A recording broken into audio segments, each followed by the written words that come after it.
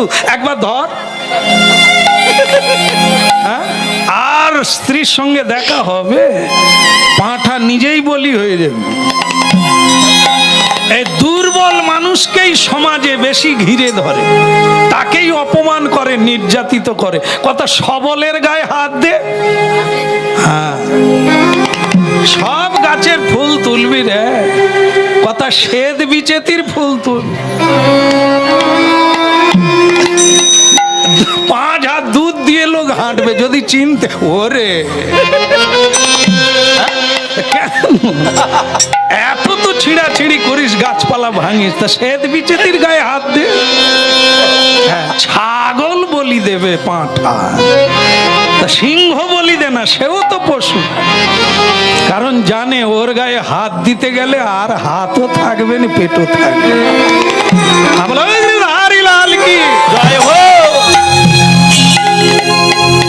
রাজার লোকেরা পৌঁছে গেল মালিপাড়ায়। অর্ডার অর্ডার অর্ডার, হুকুম, সাবধান, রাজা আমাদের পাঠিয়ে দিয়েছেন, এখানে গঙ্গায় তোমরা বাক্সের মধ্যে কি কুড়িয়ে পেয়েছো সেটা রাজার কাছে দেওয়া উচিত ছিল। এই না দেওয়ার অপরাধে তিনি লোক পাঠিয়ে দিয়েছে।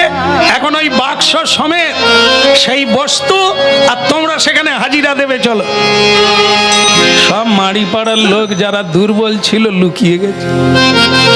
এ তখনই এখন হাঁ করে দেখছে যেন কিছু জানেন। তখন বাক্সটা তুলতে কে বলেছিল? মিনার মা।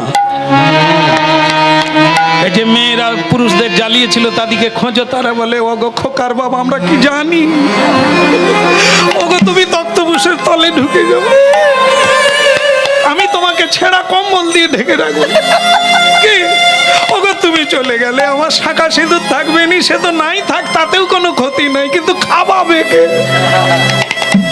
তুমি মরে গেলে কি মানে খাবার জন্য লোকটাকে রাখতে ভালোবাসি।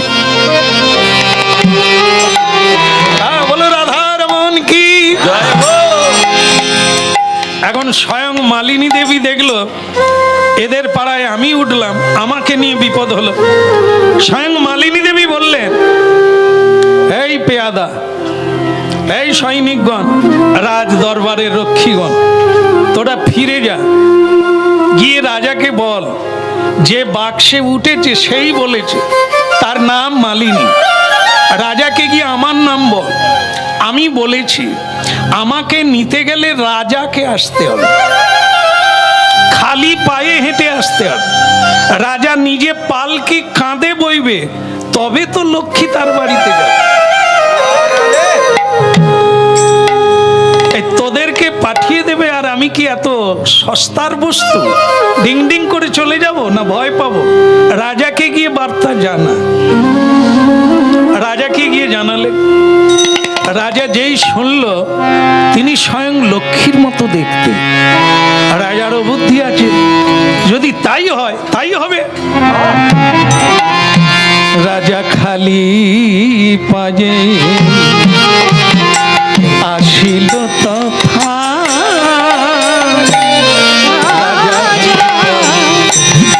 খালি পায়ে আসিল তথা,